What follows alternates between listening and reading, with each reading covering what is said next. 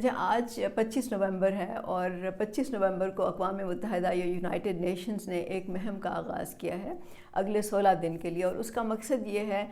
کہ عورتوں پہ جو تشدد کے واقعات ہوتے ہیں اس کے بارے میں آگہی پیدا کی جائے لوگوں میں، اور عورتوں کے حقوق کے بارے میں بات کی جائے اور اس مسئلے کو ختم کیا جائے۔ اچھا، جب عورتوں پہ تشدد کی بات ہوتی ہے تو اکثر عام طور سے اس کا مطلب صرف جسمانی تشدد سے لیا جاتا ہے، یعنی کہ مارنا پیٹنا، تیزاب پھینکنا، پھر ان کو ریپ کے واقعات ہوتے ہیں، اور یا پھر ان کو فزیکل ہراسمنٹ یا سیکشول ہراسمنٹ جو ہوتی ہے کام کی جگہ پہ۔ یہ سب علامتیں ہیں ایک ایسے معاشرے کی جو میں سمجھتی ہوں بیمار معاشرہ ہے، جس میں عورت کو ایک مکمل انسان کے طور پر نہیں سمجھا جاتا، نہ جانا جاتا ہے۔ اور اس کے علاوہ اور بھی علامتیں ہیں جس کی میں بات کروں گی، لیکن یہ اس کی ایک آپ سمجھ لیں بنیادی وجہ ہے کہ عورت کو اس کی ایجنسی ڈینائی کی جاتی ہے۔ اس کو یہ سمجھایا جاتا ہے کہ عورت جو ہے it is not capable of surviving without a man's help, وہ اپنے فیصلے خود کرنے کی صلاحیت ہی نہیں رکھتی۔ تو اس کی دوسری علامتیں یہ ہیں کہ لڑکیوں کو پیدائش کے وقت ہی ان کی پیدائش پہ افسوس کیا جاتا ہے، پیدا ہوتے ہی ان کو لڑکوں سے کم تر سمجھا جاتا ہے، ان کے سامنے تعلیم اور روزگار کے مواقع جو ہیں بند کر دیے جاتے ہیں یا ان کے راستے میں رکاوٹیں پیدا کر دی جاتی ہیں۔ آپ سیاسی طور پہ دیکھ لیں کہ کئی جگہ عورتوں کو ووٹ کا ہی حق نہیں ملتا، اور ان کی تربیت شروع سے ہی ایسی کی جاتی ہے کہ وہ اپنے آپ کو کسی مرد کے بغیر نامکمل سمجھتی ہیں، اور سمجھتی ہیں کہ ہر قدم پہ ان کو کسی مرد کا ہی سہارا چاہیے۔ تو یہ جو ذہنی غلامی ہوتی ہے یا ذہن پہ جب آپ کسی کے کنٹرول کر لیتے ہیں، تو یہ سب سے مؤثر طریقہ ہوتا ہے کسی بھی جابر کے سامنے اپنے وکٹم کو کنٹرول کرنے کا، اور یہی طریقہ ہم دیکھتے ہیں وڈیرہ شاہی نظام میں ہے، جس پہ میں نے ابھی جب سندھ کے اوپر میں نے ویڈیو بنائی تھی اس میں نے بات کی تھی کہ کس طرح سے وڈیرے جو ہیں وہ کنٹرول کرتے ہیں، مطلب وہ معاشی طور پہ کنٹرول کرتے ہیں، وہ سماجی طور پہ کنٹرول کرتے ہیں۔ یہی طریقہ ہم دیکھتے ہیں کہ سرمایہ داری نظام میں بھی یہی ہے، اور یہی طریقہ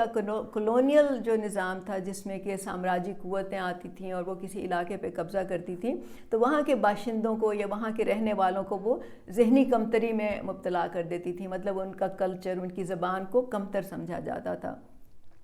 اور اس کے تو اثرات جو ہیں وہ ہم آج بھی دیکھتے ہیں، مطلب اس کے اثرات تو ہمیں وہ تمام علاقے جہاں کلونیل نظام رہ چکا ہے ہمیں آج بھی نظر آتے ہیں۔ اور یہی طریقہ جو ہے یہ پدر شاہی نظام یا پیٹریارکل جو سسٹم ہے، یہ اس میں مرد جو ہیں وہ عورتوں کے خلاف استعمال کرتے ہیں۔ اچھا، اس میں یہ ہوتا ہے کہ جب بھی کوئی فرد یا طبقہ اپنے آپ کو مظلوم، محکوم، بے بس، لاچار سمجھنا شروع ہو جاتا ہے اور اس کو اپنا مقدر سمجھ لیتا ہے، تو پھر جابر کے لیے جیسے میں نے کہا کہ آگے کا کام بہت آسان ہو جاتا ہے۔ اچھا، اب ہمیں یہ دیکھنا ہے، یہ تو میں نے کہا علامتیں ہیں، تو اس کا اصل مقصد کیا ہے، اس کی روٹ کاز کیا ہے، یہ ہمیں دیکھنی پڑے گی، کیونکہ اس کے بغیر ہم اس کا سد باب بھی نہیں کر سکتے، ہم اس کو روک بھی نہیں سکتے، ختم بھی نہیں کر سکتے۔ تو ان تمام جو نظام ہیں جو میں نے ابھی ذکر کیا، اس کا مقصد اصل میں کنٹرول اور طاقت ہے، کنٹرول، وسائل پہ کنٹرول، اور فیصلہ کرنے کی طاقت، قوت اور اختیار۔ تو اور یہی وجہ ہے ایکچولی کہ جب آپ ترقی یافتہ ملکوں کی طرف دیکھتے ہیں تو وہاں پہ بھی ابھی عورتوں کے خلاف تشدد کا خاتمہ نہیں ہو سکا، وہاں پہ بھی ان کو برابری کے حقوق نہیں مل سکے، کیونکہ اصل مسئلہ یہی ہے جو میں نے کہا۔ تو اس کا علاج جو ہے وہ عام طور سے یہ کہا جاتا ہے کہ مضبوط قوانین بنائے جائیں جس میں کہ جو تشدد کر رہے ہیں ان کو سزائیں بھی ملیں، اور ان قوانین کو پھر امپلیمنٹ کرنا یا لاگو کرنا جو ہے وہ ضروری ہے۔ میرے خیال میں ایسا ہونا چاہیے، کیونکہ ظاہر ہے کہ اگر کوئی ظلم یا تشدد کر رہا ہے تو اس کو ایسے کھلا تو نہیں چھوڑا جا سکتا، لیکن جب تک ہم اس نظام کو نہیں سمجھیں گے تب تک ہم اس کو ختم نہیں کر سکیں گے، تھوڑا بہت شاید کنٹرول کر سکیں۔ تو جب تک یہ جو مسئلہ ہے کہ وسائل پہ کنٹرول کس کا ہے اور فیصلہ کرنے کا اختیار کس کے پاس ہے. جب تک اس کو ایڈریس نہیں کیا جائے گا یہ مسئلہ جاری رہے گا، اور میرا خیال ہے کہ ہم سب کو اس بات پہ سوچنا چاہیے. تو اس کے لیے میرا خیال ہے، اور ہم یہی کہتے ہیں برابری پارٹی میں، کہ برابری کا نظام قائم کرنا ضروری ہے. برابری کا مطلب یہ ہے کہ تمام شہریوں کو، تمام افراد کو، تمام لوگوں کو بلا تفریق جنس، یعنی مرد عورت کہ یا مذہب یا فرقہ یا قومیت، نسل، رنگ، اس سے بالا تر ہو کے تمام لوگوں کو وسائل پہ برابر کی دسترس ہونی چاہیے، اور مواقع ان کے سامنے کھلے ہونے چاہیے، ان کے راستے کھلے ہونے چاہیے کہ وہ جو بن سکتے ہیں، کر سکتے ہیں، وہ کر سکیں. تو اس کا مطلب ہے کہ عورتوں کے لیے تعلیم سب سے امپورٹنٹ جو چیز ہے وہ تعلیم اور روزگار کے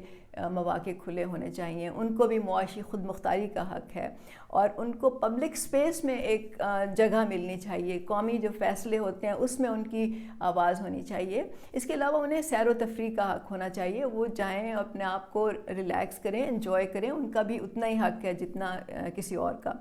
لیکن پرابلم یہ ہے کہ یہ کرنا آسان کام نہیں ہے،